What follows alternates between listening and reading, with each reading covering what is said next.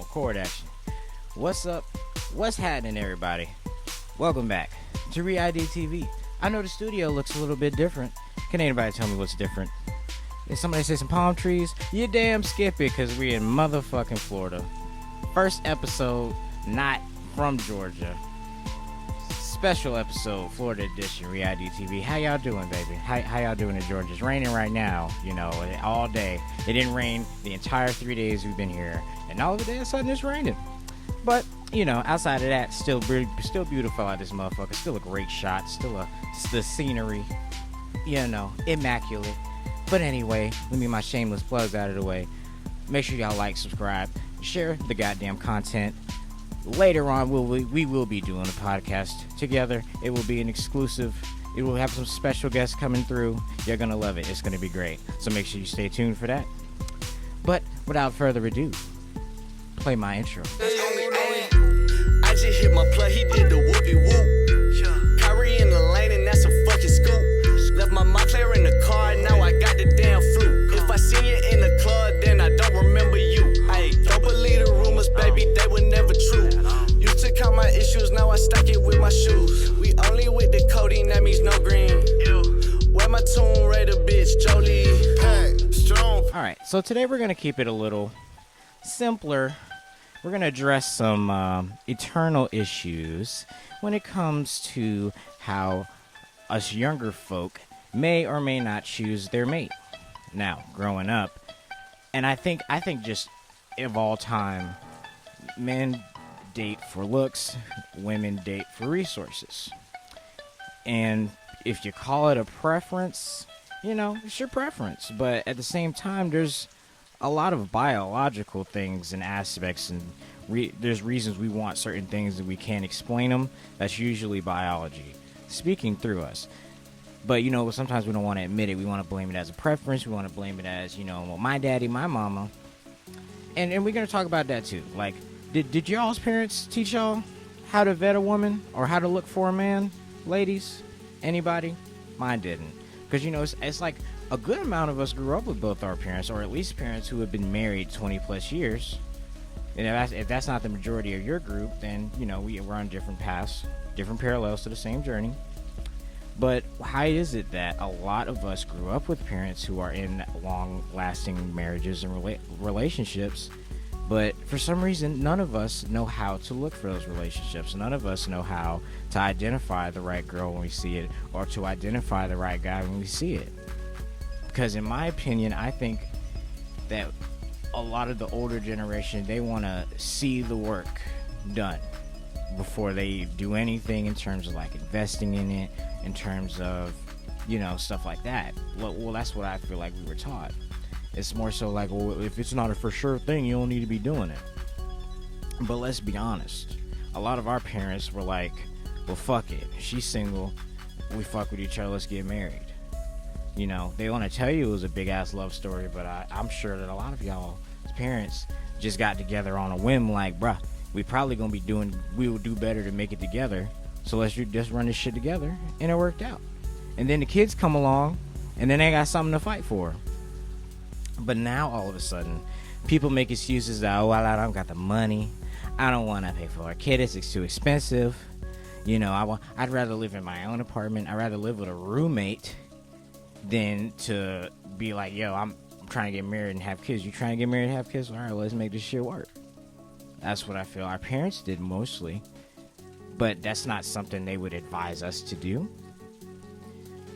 Well, now looking at the dating scene, where I'm pretty sure that anybody watching this can agree that this shit is fucked on both sides, females and males. So when you got both sides saying that, there's a lot of and you know, of course, it's you attract who you attract, who you are, all that good stuff, right? But let's just be real, man. There's a lot of broken souls out here, but there's also a lot of people that aren't broken, that want to be in relationships, but they have no fucking idea how to maintain one, how to find the right girl or the right dude. And who's to blame for that, right?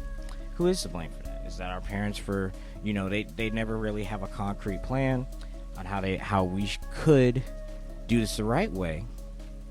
And we're just supposed to figure everything out, and everything is just, you know, we give ourselves a little too much of a hard time, if you ask me, because I mean, it's almost like giving somebody a job with no previous training and you just trying to work your way up.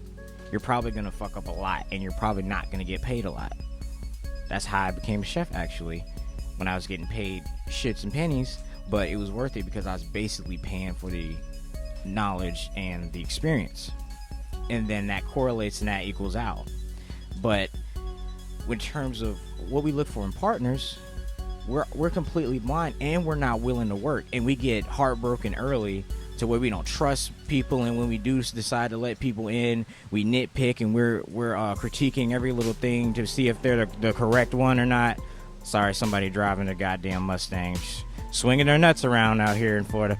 But yeah, like, you know, we don't know what to look for, in my opinion, and I feel like it's time, if that's important to you, like for me, the only reason that I'm working hard, that I'm trying to, you know, gain the accolades and achievements, is because I want to start a family, because I want children, and I want a big family, and I want to be able to, you know, have out of state, have people fly out, come in for the family events, and I want family events to be mandatory. It shouldn't be no goddamn always I gotta look up, I gotta do this and that. Nah, bruh. This family time, you gotta be here or you ain't family type shit. You know what I'm saying? Because that's how it's gotta be, and I feel like that's how you trust each other. That's how you teach your kids what family means. Because if you just grow up and it's just like, oh, Christmas just means food at the house, and you don't really like understand why you're doing it, then you know it becomes moot and just it gets forgotten through the generations, and it doesn't carry over. But carrying the torch became unimportant, or just not a vocal point going, because just, man, I don't blame our parents like that, but come on, like they didn't really leave shit behind for a lot of us. And if that's not you, okay, good for you, bro, but that's not everybody else, you know. And a lot of people feel me, a lot of people don't, but even the people that don't feel me might understand. Like, I can see that, I've heard that before, my homie told me that, my girlfriend told me that, shit like that. But the bottom line is, I'm gonna get to the point, is that even if our parents are to blame for this relationship and finding partner debacle, we can't do shit about that. The only thing that we can do shit about is, men, you work as hard as you can to become the best version of a man that you can with the circumstances that you're given and the work you're willing to put in. Your circumstances may put you behind more, but the work you put in can usurp you over somebody who's put in a better circumstance but is just not willing to work. So if you start down here in your circumstances but you're willing to work, you're going to surpass the person with better circumstances that's not willing to work, that wants to stay stagnant the rest of their lives, or thinks that they have a meal ticket the rest of their lives so that they don't have to work. There's no need to maintain or to grow and shit like that. So that's what for the men. But for the women, if you're mothers, yeah, I know if your mom ain't teaching you, your aunties fucking ain't teaching you. If you still got your grandmama, you're blessed, and go speak to your grandmama and ask her, grandmama, how did you approach, you know, relationship? What does it mean to be in a marriage? What does it take? What is the sacrifice? You know, what am I really gonna have to give up to be a wife? What am I really gonna have to give up to be a husband? What am I really gonna have to give up to be a mother or a father? Ask these questions. Start asking these questions and see if your parents can give you an answer. If they're really just like, damn, I don't know, I really can't tell you, then that just proves my point of the whole video.